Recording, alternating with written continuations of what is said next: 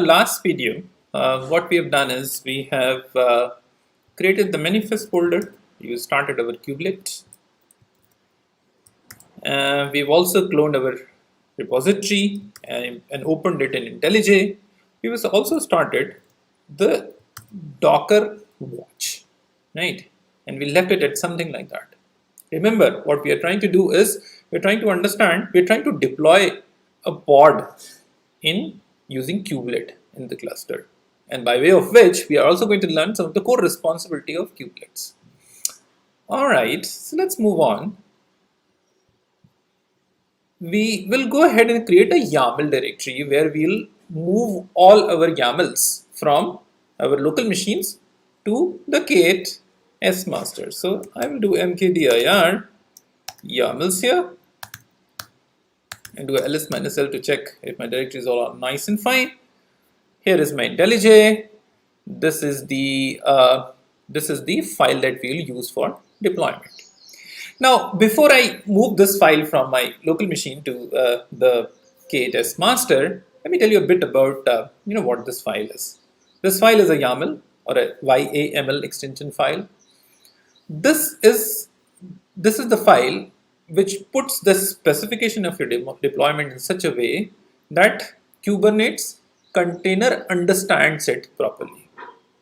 The other way to put it is, this is the way Kubernetes understands the deployments that it has to do in its cluster, right? So YAMLs are those deployments, right? Don't worry if you don't understand too much about it. I'm planning to have a separate series wherein I'll be explaining all these very core concepts with hands-on in that series. All right. So for now, I think it would suffice to understand that YAMLs are Kubernetes' way of understanding the deployments. All right. So our very first YAML that we are going to use here is Nginx, which is a very simple YAML. It says, it is type of pod. We'll also use replica kind or deployment kind.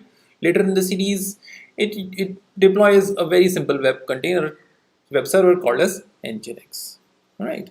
So for us to do that, we need to connect using FTP from our local machine to the K8s master. So this is where I am right now on my local machine. Right. Let me go ahead and connect to the remote machine. My command is already there because I used it just now. All right. Do an ls-l. You are here, and pwd as well. Right. You are in root. That's fine. Move to YAMLs. Right. And just say put nginx.yaml into the current folder. That will move your file from your local machine, copy your file from your local machine to the K8s master. Where are you right now? Just check that. Go to YAMLs folder, ls-l. Yeah, you have your nginx.yaml here. All right, very good. So let's move this into the manifest folder, because that is the folder which is being watched by our kubelet. And keep an eye over here on the Docker as well. See what the Docker does. All right. So we'll say cp nginx.yaml, move it to manifest. The moment you do that, don't worry about these warnings or the errors. It is all fine. You will see that a container called as pause container is deployed, and an nginx container is later on deployed over here, right? So that is the first core responsibility of kubelet. It keeps on monitoring a manifest folder, and as soon as you put any deployment over here, it will do the deployment accordingly in the Docker. We'll come back to the pause container thing in a short while, right? So we have done all this, right? Yeah, we've done all this very well. Okay, now we'll try stopping the nginx container, and we'll see all those kind of things. So but before that, let's just spend some time on pause container. Well, POS container is the actual container deployed by the Kubernetes software, right? This is our gateway to the actual container, in our case, Nginx. Uh, and basically we can query it, we can refer to it, we can send a request to it, and it will give us a response that we'll see in some time.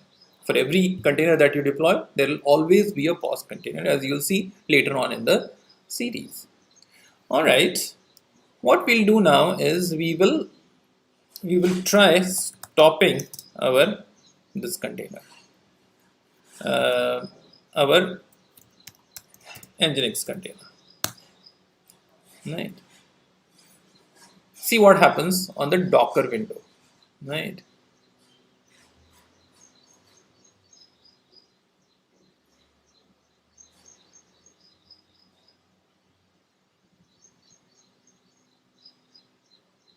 Yeah, after some time, the Nginx container is redeployed, all right? So that is the other responsibility of Kubelet, right? The first responsibility is it keeps on watching the folder, in our case, the manifest folder, for any deployments that you pour into it. And the second responsibility is if the actual container has somehow crashed, it has gone down, it will redeploy it. All right. So let's come back here. Yeah, we've seen this. And it does it using POS container, right? Let's understand a little bit more about POS container, right? We'll curl and put a request to our into our containers. So we'll find out if our Nginx container has any kind of IP associated with it, so that we can query it. All right. So this is our Nginx container. If we put this over here, we'll see that we're not getting any IP address. But if we try to put the container ID of the POS container, we'll see that there is an IP that has got associated with it, right? And if you do a curl to this particular IP,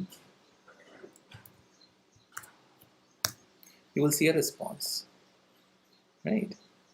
So what it means is, my dear friends, that whatever request you send to a Kubernetes cluster, right, it first comes to the POS container and then it goes to the actual container, right? So it's kind of a proxy or an abstraction on top of the actual container, right?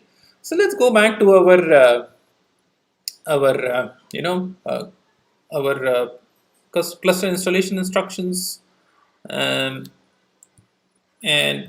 yeah, see till where we have completed.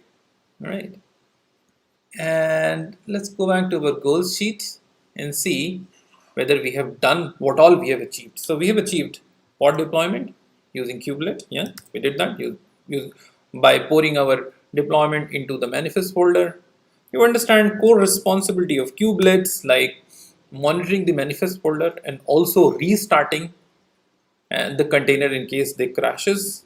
And also we know that for every deployment that we do on Kubernetes, there is always a corresponding POS container started by the cluster.